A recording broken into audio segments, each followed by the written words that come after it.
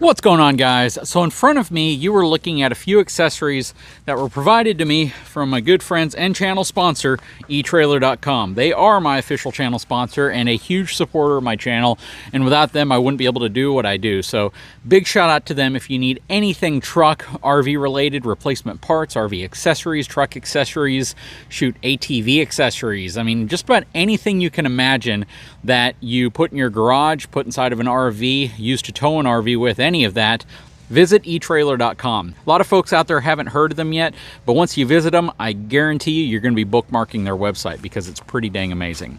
Anyways, today's video is going to be kind of different. Well, kind of the same, but kind of different, because I am going to try to use accessories that you would typically see on a vehicle, but on my tractor, to make my tractor more of a utility vehicle out on the property. Now, everyone knows that a tractor is one heck of a utility vehicle. It gives you so many capabilities on a large piece of property, basically to move stuff around, to move dirt, to lift things up, to lower them down, to get things out of your truck, to load things into your truck, to put things into a dump trailer, to pull things out, to clear grass, to clear just about anything you need. You have a 3-point attachment on the back that gives you the ability to hook up implements and other really creative things that give you so much functionality whenever you have a piece of property. And I really enjoy what this tractor permits me to do. But one of the things that I constantly get feedback on my channel is folks that say you need to get some ballast on the back of that tractor. And what does that mean? That means I need to add weight to the back of this tractor to be able to counterweight whatever I'm loading in the front. Now, the bucket on this is a relatively small bucket, and I haven't ran into a scenario yet where filling this bucket has caused the back end to lift up. I think that would probably be more of a concern on a smaller tractor or a lighter weight tractor, but because this tractor is a pretty good size for the bucket that's on it, this is a 3026H hydrostatic transmission bad boy tractor. I haven't, again, had any situation where I've lifted something up in the front which has caused the back to come off the ground. Now, it could happen, but adding ballast to the back also gives you some additional stability in the event that you do lift something too heavy up front, or you need to scoop something, or you're just in a situation where maybe you're going downhill and you have something heavy in the front. Now, traditionally, ballast that you would put on the back of the tractor would be these big weights that you either mount to the back, you have a special bracket that holds it, maybe you put something like a shredder or a bush hog on the back, or a box blade, and you have extra weight back here. In the case of my tractor, I have this really cool Speco Cat 1 E-hitch, which is a quick connect hitch in the back for a 3-point. Super cool. This one doesn't require bushings. I actually got the idea to get this one off of another YouTube channel called Good Works Tractors. Really cool YouTube channel. They probably don't even know that I bought this because of them, but yeah, very cool. In the back, I have a 2-inch receiver that fits in there, and inside of that, I have a pintle receiver, a pintle hitch, that allows me to scoop underneath my trailers, move them around very easily, and get the articulation I need from a turning perspective to move them. That being said, I got a pretty cool setup back here. One thing I don't have the capability of doing with this tractor is carrying any equipment or supplies back here that I might need to move.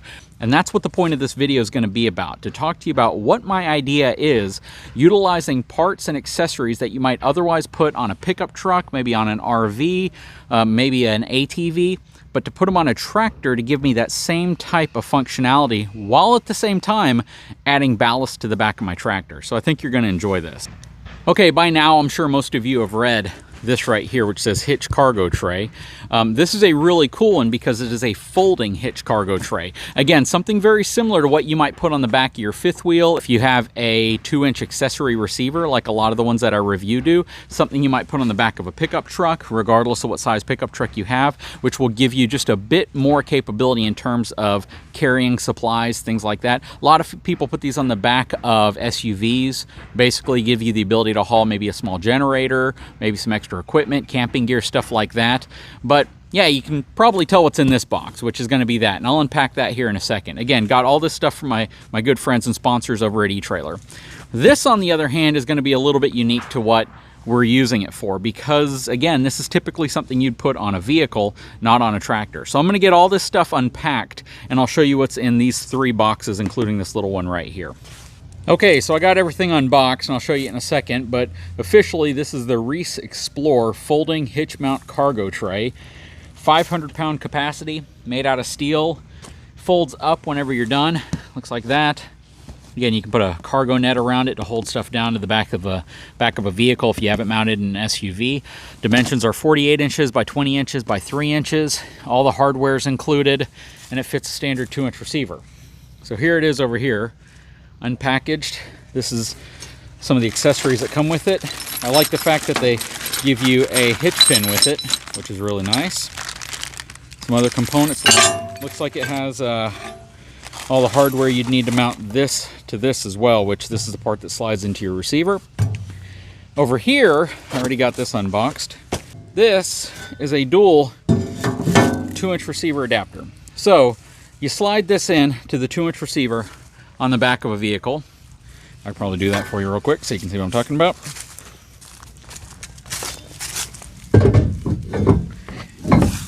Pin it in place, and now you have 2 2-inch receivers. So that's pretty cool, right? And this is rated at 10,000 pounds or 4.5 metric tons. It's kind of interesting. You usually don't see it like that. And a 400-pound weight rating. So the basket itself actually has a higher weight rating than this dual 2-inch receiver. So I got to keep that in mind, because anytime you're talking about using components like this, you always want to rely on the weakest link in the chain. And this is going to be the weakest link, right? This is the component that has the lowest rating, which means that really cool basket over here, which has a 500-pound maximum rating, is never going to be loaded beyond 400 pounds because I don't want to exceed that. Now, that is just really good towing safety in general. Whenever you're talking about hitching up to a trailer or using the receiver on your vehicle, you always have to go by the weakest component being the maximum capacity that specific component or your vehicle will now have. If I put something like that in the truck and it had a 200-pound maximum weight rating, for instance, it doesn't matter what my truck's receiver's rated for. It doesn't matter what my truck's rated for. It doesn't matter what this is rated for. I've brought the entire capacity rating down to the lowest capacity of whatever component I'm using in that entire chain of components. And again, because that has a maximum of 400 pounds, this thing right here weighs roughly 50 pounds. It means I can't really load anything beyond 350 pounds on this. Otherwise, I'm gonna max out that specific component right there. I may not max out the truck. I may not max out the receiver on the truck. But from a component perspective, you have to go by the weakest link in the chain. So the maximum weight rating of that is 400 pounds. I can't load this thing beyond 400 pounds total, including the weight of the actual rack itself. So just food for thought whenever you put anything in the back of your truck or you're trying to hitch up, and you need to understand what the actual weight rating of the vehicle, what the weight rating of your components are. But anyways, we're gonna bolt this, or we're gonna bolt, this to this, and then we're going to go ahead and kind of demonstrate what this looks like using the back of this Frontier Pro X as our kind of a test bed model for this product. And then we'll show you what this is all about, because what you see right here is another product from the folks over at eTrailer.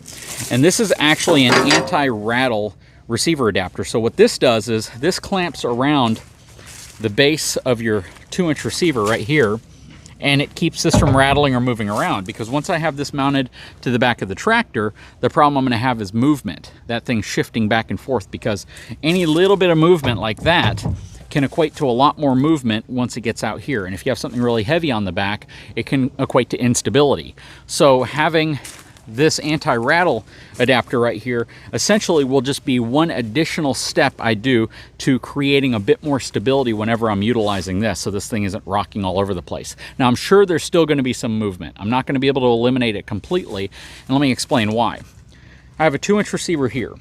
This 2-inch receiver is going to either go into that, or it's going to go directly into the back of the tractor right here, because I have a 2-inch spot right here. Once it goes into the tractor or into the back of that receiver, I'm going to have another receiver that could possibly be hanging off of it. And that second receiver, I'm not going to have an anti-rattle pin for. So I'm going to run into a scenario here where there's going to be some slop and some play that I can't get rid of, and I just have to be aware of that. So all I'm doing is trying to mitigate it or limit it as much as possible. Okay, so we have the hardware pack out for this tray. I'm just looking at the instructions here. It says that I'm going to insert this into the forwardmost hole of the actual rack's receiver right there. Kind of interesting because this is kind of a reverse pivot design. I thought it would pivot the other way where the pivot point would actually be this bolt right here, but instead they do it a little differently. Let me show you what they got going on here. So I'm going to take this sleeve and it's going to go inside here and it's going to act as my pivot point. So I'm going to feed this bolt through whenever I put the this component right here, and it's actually going to pivot right here and not right here. So as this pivots down, this bottom hole right here will drop down to here, and once it pivots flat in the carrying position, the back bolt, or this bottom hole right here, will pivot to here, and then you'll drop the pin either in here or right here to lock it in place. So the pivot is actually at this hole right here and right there, which is kind of interesting. It's a little bit different than what I thought it would be. I thought they'd put the pivot point at the very back, and then you'd pivot it up, you'd throw the pin in the top or the pin right here. But the way they've done it right here, you know, I'm imagining from an engineering perspective, it makes a little bit more sense. It kind of changes a bit of the leverage and how the leverage is applied in terms of shear force to that pin right there. And I think it's probably going to help because most of the load is going to be on this bolt, with the shear force being a little bit less right here than it would be if the pin was up front, if that makes sense. So basically it's been engineered well and designed well for the application they're going to be using it for. And by doing it this way, it also positions the rack about 4 inches further back, which means if you have a tailgate, if you have, you know, a lift gate, something like that, whenever this is in its down position, it's less likely to be as close to the vehicle and help you out from a clearance perspective if you need to open up a tailgate or a lift gate or something like that. So that's kind of cool, a little bit creative. I could be completely wrong with my theories here, but I think that's probably how they designed it or the reason why. But, you know, if there's anybody from Reese watching this and they want to chime in on the design, I'm all ears. Anyways, see all the holes right here, and these are designed so you can put your cargo straps and things in place to be able to lash down whatever you're going to be carrying in the back rack here.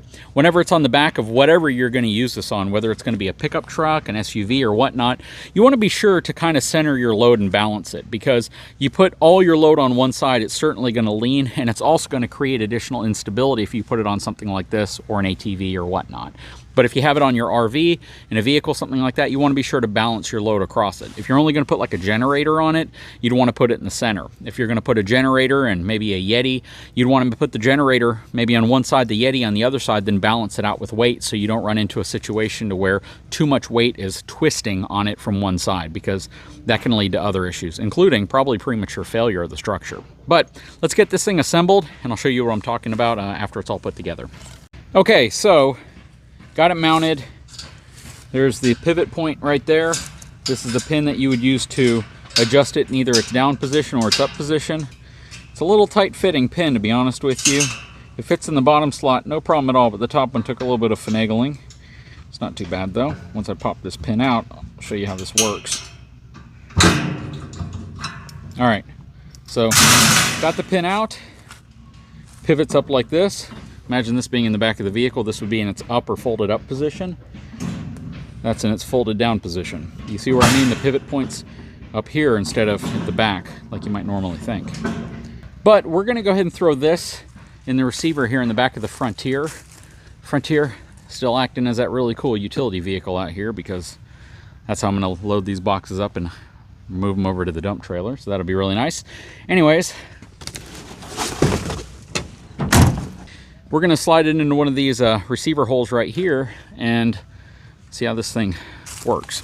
Okay, so I got my buddy here with me now. He's actually helping me. Okay, so this is in essence what it would look like if you had it on the back of your vehicle. If you wanted to fold it up closer to your vehicle when you're not using it, you pop this pin out, flip the thing up, and put the pin back down here in the bottom. And then you have it in its folded up position, which again makes it pretty handy, because I have one of these that I got a long time ago. It's a real cheapy one, and it doesn't fold like that. And honestly, it came in so many pieces. The box was only a fraction of this size, and everything had to be bolted together. And I always felt that it was just on the verge of failing if I had to use it. What I like about this one is that everything's welded. I mean, the whole basket is welded. This looks like maybe 3/16 inch steel. And again, everything's welded, even the expanded metal portion on the bottom right here.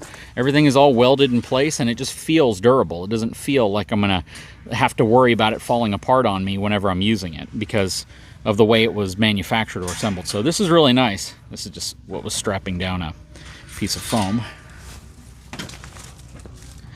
So yeah, so this is what we're gonna throw on the back of the tractor. Again, this is what it's designed for. So if you need to carry stuff on the back of your pickup truck or your SUV or your utility vehicle, whatever you have, this is what you would essentially use it for. And this can go directly into the receiver. So I'm just showing how this specific component right here works, this Roadmaster component. But I have it all extended off the back here a little bit further than it needs to be, because most people, to be honest, are just going to put this directly into the receiver and eliminate that piece right there. For me, I wanted the flexibility of having both of them on the tractor in case I want to use my pin tool without having to remove this, because once I put that little anti-rattle piece on here, it's not as easy to remove this as it might normally be. So we're going to move all this stuff over to the tractor and see how it works on the back of the tractor. Okay, so now we're back here at the back of the tractor. Just so you guys know what this stuff would end up weighing whenever we're done without any cargo or any ballast weight on this. So this Speco Cat 1E hitch, this quick hitch right here for the tractor probably weighs about 75 pounds. It's pretty dang heavy. This right here probably weighs another 30 pounds. So right now we're at about 100 pounds roughly. This right here is going to add another 50 pounds to that. So we're about 150, 160. If I utilize that, that weighs about 25 pounds. So we're probably going to be close to 175 to 180 pounds just in components on the back before we throw any weight on this. Because this right here is going to be limited to 400 pounds, that being the weakest link, whenever we have this paired with that, then the most we can really load on here is going to be about 350 pounds, again, because this setup right here weighs about 50 pounds. So the total weight plugged into that's going to be about 400 pounds, which would put it at its maximum capacity. So whenever we're said and done with all of this, we're likely going to be around 550, 560 pounds combined whenever we load this up, considering the weight of all this stuff, plus the receiver, all the components back here loaded up. So we're going to be in pretty good shape, to be honest with you. It's going to put us at a good number in terms of ballast. Now, considering the size of the tractor to the size of the bucket and how much weight we put in the bucket, and even with a full load up front, we never got the tires off the back, that should be more than enough to add the additional weight we might need to remove some of the weight off of the front axle. We might put some ballast in the tires eventually, maybe some liquid ballast to add some additional weight. But we're going to see how this feels. We're going to see how this works. More importantly, though, it's going to give the tractor some additional utility now, because it's like having a small little pickup truck bed on the back of the tractor. So if I need to move something out to an area, if I'm using the front and I need to carry something back or carry additional tools and equipment, I can throw them back here instead of the bucket, giving me full access to my bucket. And of course, strapping things down in the back here is going to be really important if you don't want stuff to start fumbling off whenever you're working with it. But very, very cool. Let's go ahead and throw this inside of the receiver and see how it looks without the adapter, without that dual 2-inch receiver adapter first. We're just going to put this inside of the actual 2-inch receiver on this 3-point mount just to see how it looks right now. All right, so we have the basket on the tractor without the adapter. And at this point, it might actually make more sense not to use the dual 2-inch receiver adapter here, because without that, I can load more weight on this. So if I'm gonna be carrying something heavy or moving it around, I have more capacity here because I don't have the limiting factor of that being in place. So yeah, this might actually work for me. We're gonna throw a pin in here real quick. I'll get the hydraulics operating, lift this thing up a little bit and see what it looks like. Okay, so we got it all pinned in place. The next thing we're going to do is go ahead and install this anti-rattle adapter from etrailer. This thing is super cool, and the way it works is it essentially creates force or pressure against the back just so it doesn't move. It's kind of a clamp. So you're going to mount this portion right here, and typically you would mount it on the front, which I guess we could still do. I'm going to have to figure out how we would place this. But yeah, so the way this is going to work is this bottom plate will mount right underneath right there. And then this top clamp will clamp down on top. And then as I tighten it, it's going to put pressure on that part of the 2-inch receiver so it doesn't move. So it's in essence going to lift it up a little bit. So we'll go ahead and put this in place and see how it works. All right, so you can see there's a lot of movement here. And this movement's going to equate to instability if you put weight on this and this thing's rocking around like this over every bump. So what this is designed to do is this, how it tapers up right here, this presses on it from the bottom right there, and the clamp goes in from the top, like this.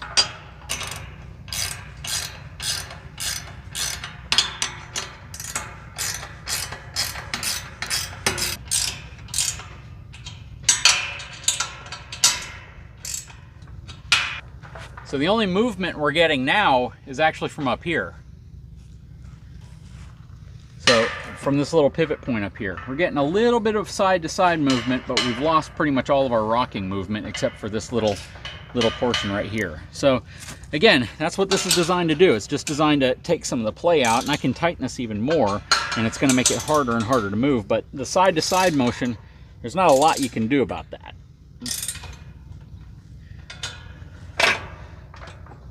Certainly a lot more stable than it was. And again, you're only picking up the movement now from the hinge here, not from the actual receiver. So we can load stuff on here, and let me climb on this thing real quick.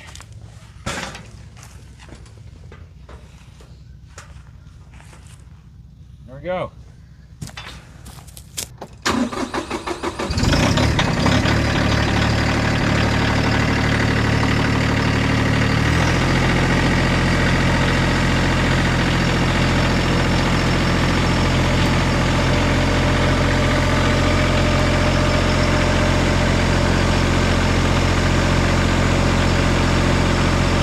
All right, so I just discovered another really cool application for this. So at the height it's at right now, it's roughly the same height as the tailgate on my truck. So I could easily move something from the tailgate of my truck and just kind of roll it onto this if I needed to, and then lower it to the ground if I need to. Again, it's kind of acting as a bucket, but for the back, and a little bit more of a practical bucket because you don't always need to scoop stuff. Or you might need more of an open top kind of situation because your bucket, of course, is going to have that slope to the top of the bucket, which can prevent you from loading some things in it. But we're going to move this around over to a pile of lumber that we have, and we're going to load some lumber on this thing and see how it handles it.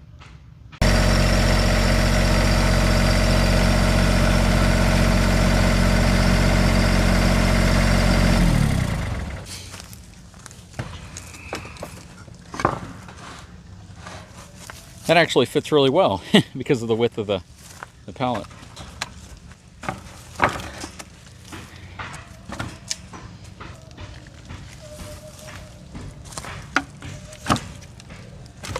And these are some big mesquite logs too.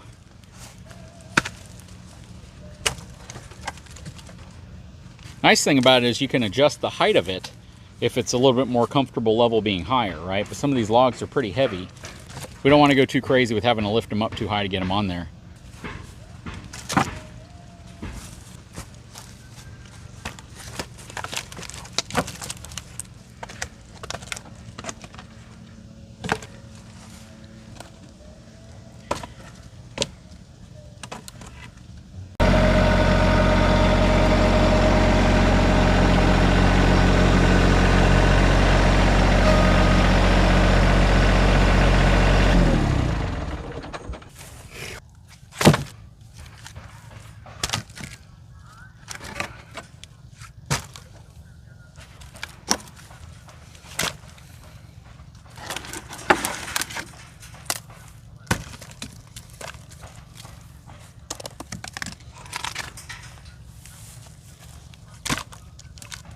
And here's something I discovered. This is common sense to anybody who uses one of these, but obviously not to me.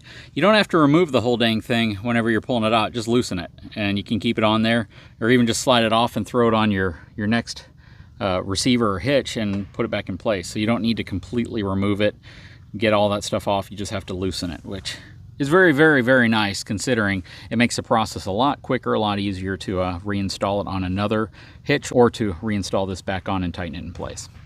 Thing we're going to do is go ahead and tighten this down. Okay, we have it all in place. Got it locked down. Again, that's the only movement right there. But once there's weight on there, or once this is in, it doesn't do that anymore. Let's go ahead and throw this inside. We'll put it in the top one, if you don't mind. This will give us a little bit of additional height as well. All right, back a little bit your way. All right, let's throw the pin in. Okay, we got it all pinned in place. One thing that I have learned about this proven hitch pin right here that I absolutely love is not just the fact that it has a key so you can lock it and it's really nice, but if you don't need to lock it, you can use a pin. So it gives you both options. You can lock it with the pin, or you can just use the pin to hold it in place. You don't need to use this locked all the time because sometimes it can be inconveniencing to have to fumble for your keys to do that. So if it's just something quick, you can use the pin to hold this in place so you don't have to lock it. That's really cool. We have it in place. Side to side movement, greatly reduced. Rocking movement, still here. But if I put, again, another one of these right here, it'll sure that up. And we'd be in really good shape. But right now, should be able to hold my weight, no problem.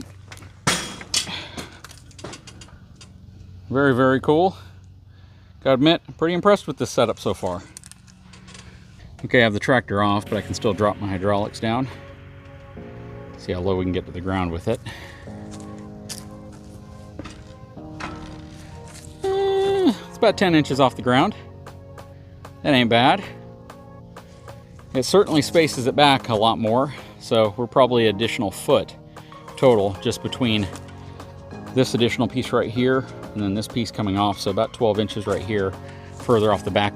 You know, all in all, you're maybe 36 to 40 inches off the back. Not too bad. Certainly less than something like a shredder, a little bit more than a box blade, somewhere in between. But yeah, just imagine what you can do now. And now you can load ballast on the back here. You can keep it on the tray. Again, you want to balance it all out, but that's a pretty cool setup, I gotta be honest. I like how it works, gives me a lot of flexibility. Let's see if we can get the pintle hitch in there and we'll wrap this up. Okay, so the pintle is not gonna fit. Mainly because once this is open, this piece right here is gonna make contact with that 2-inch receiver tube right there. So it doesn't really make a lot of sense to use both of them together. It's a cool setup, and you could probably put something else there like a hook or like a loop, or you know, there's a lot of things. You could even put a small drop receiver there if you want and still use it. But you can't use this and the pintle hitch in correlation together because it's just not gonna fit there. Overall though, pretty cool.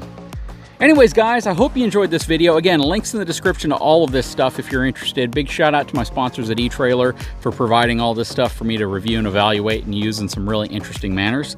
If you haven't had a chance, please take a moment, subscribe to my channel, give me a thumbs up, and we'll talk to you again very soon.